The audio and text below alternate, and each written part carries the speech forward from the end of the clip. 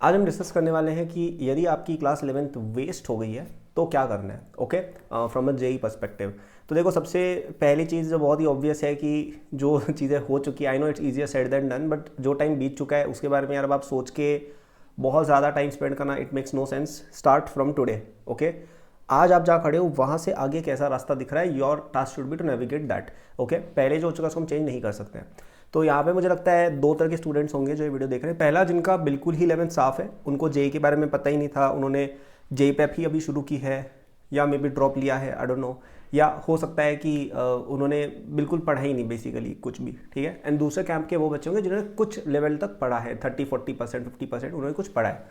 तो दोनों के लिए वैसे कॉमन एडवाइस ही रहेगी, but the second camp of students are a little bit safer.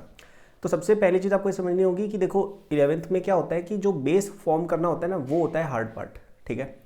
जो बेस होता है कि आपको वेक्टर समझ में आ रहे हैं, आपको डिफरेंशिएशन इंटीग्रेशन थोड़ी बहुत बेसिक समझ में आ गई, आपको मोल कंसेप्ट पता चल गया क्या है, एटॉमिक स्ट्रक्चर की एक वाइब आ गई, मैथ्स के डिफिकल्ट न्यूमेरिकल्स वगैरह की एक वाइब आ गई। तो ये जो चीज़ें हैं ना, इनकी एक वाइब आने में टाइम ज़्यादा लगता है। 11th में 6 महीने इसी में चले जाते हैं, ठीक है। तो फॉर्चुनेटली अगर आपने थोड़ी सी भी लेवल की जेई प्रेप की हुई है, जो मुझे लगता है अगर इस चैनल को आप देख रहे हैं शायद आपने की होगी, तो you are safe from a lot of things, क्योंकि आपका ये बेस बना हुआ है। आपको ऐसा नहीं कि मैंने बोल दिया ए वेक्टर तो आप बोल रहे भाई ये क्या है, ऐसा नहीं हुआ है, राइट। 11th के एग्जाम्स के लिए अभी आप पढ़ रहे होगे तो आपको बेसिक्स तो एटलीस्ट आते हैं, आपको वो एक फ्लो जो होती है ना 11th की, उसमें आप आ चुके हो। So that is a good news. Okay, that is a good news. तो अब इसके आगे हमें प्रोसीड करना है, वहाँ पे हम अटके हुए हैं कि यार हमने इसके आगे कुछ पढ़ा हुआ नहीं है। लेट से हमें रोटेशन का क्वेश्चन पूछ लिया, हमें नहीं आएगा। एनएलएम में डेप्थ में जाके कुछ क्वेश्चन पूछ लिया, नहीं आएगा। लेकिन मैं अगर ऐसा कर दूँ कि एक ब्लॉक है एम मास का, उस पर मैंने फोर्स लगाया, इसका एक्सेलरेशन बताओ, ये सब चीज़ें हम अज्यूमिंग आप शायद कर लेते होंगे, राइट। तो you are not in that bad of a situation, first point. Second point की जेई प्रेप जो मेनली होती है ना, वो शुरू होती है 12th में, क्योंकि 12th का सिलेबस ज़्यादा आता है एग्जाम में भी। Almost you can say 55 to 60% जो पेपर बनेगा वो 12th पर बेस ज़्यादा रहेगा। और जो ज़्यादातर बच्चे होते हैं पढ़ना भी स्टार्ट लास्ट में ही करते हैं। और आपकी प्रिपरेशन, आपकी जो रैंक आएगी ना, वो ज़्यादातर पता है सबसे ज़्यादा किस पे डिपेंडेंट है कि आपने नवंबर 2025 के बाद क्या किया है।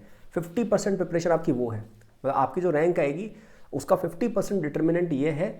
नवंबर 2025 के बाद आप क्या कर रहे हो ना, तब से लेकर जेई एडवांस तक, वो पीरियड डिटरमाइन करेगा आपकी रैंक कितनी आएगी। उससे पहले का it is relevant but not as much as you think. Okay, तो इतना भी प्रॉब्लम नहीं है। That is the first thing that I would say कि स्टॉप वरिंग, और इतना भी टेंशन नहीं है जितना आप सोच रहे हो। बट स्टिल सिलेबस तो पेंडिंग है, उसको कैसे कवर करना है।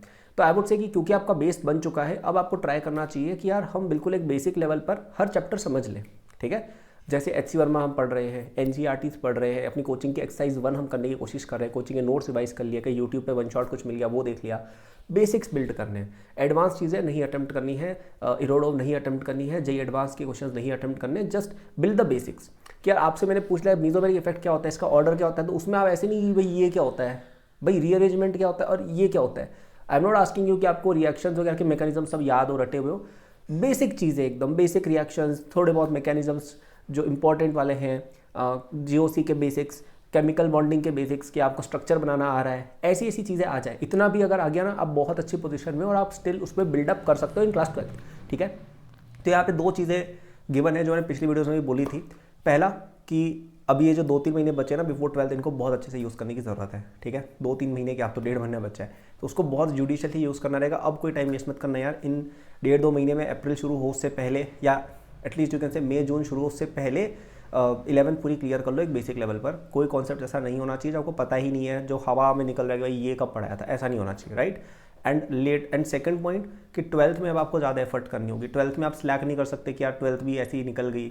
12th में you will have to study 10-12 hours daily regularly. Okay, तो ये दोनों चीज़ें अगर आप करने को रेडी है तो 11th वेस्ट आपकी हुई ही नहीं है। Don't worry, you can still do a lot. Okay, so that was it. And यदि आपको ये चीज़ करने में और हेल्प चाहिए, then today is the last date to get my JEE 2026 course for just ₹5,000, जिस 50% डिस्काउंट।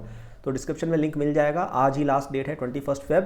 इस कोर्स में आपकी पूरी 11th की बैकलॉग फटाफट से क्लियर होगी, पूरा रिवीजन हो जाएगा। 12th भी इसमें कवर्ड है, जेई मेन एडवांस लेवल तक बिल्कुल जीरो से शुरू करके। I can guarantee if you study from this course you will get a great rank. और इसके बारे में डिटेल आपको डिस्क्रिप्शन में मिल जाएंगी लिंक पर। एंड ठीक है यार, तुमको पता है मैंने कोर्स बनाया है, अच्छा ही बनाया होगा तुम लोगों के लिए, जाके लो, बहुत ही अच्छी चीज़ है, हेल्प होगी। And that was the video, thank for watching, good luck, all the best.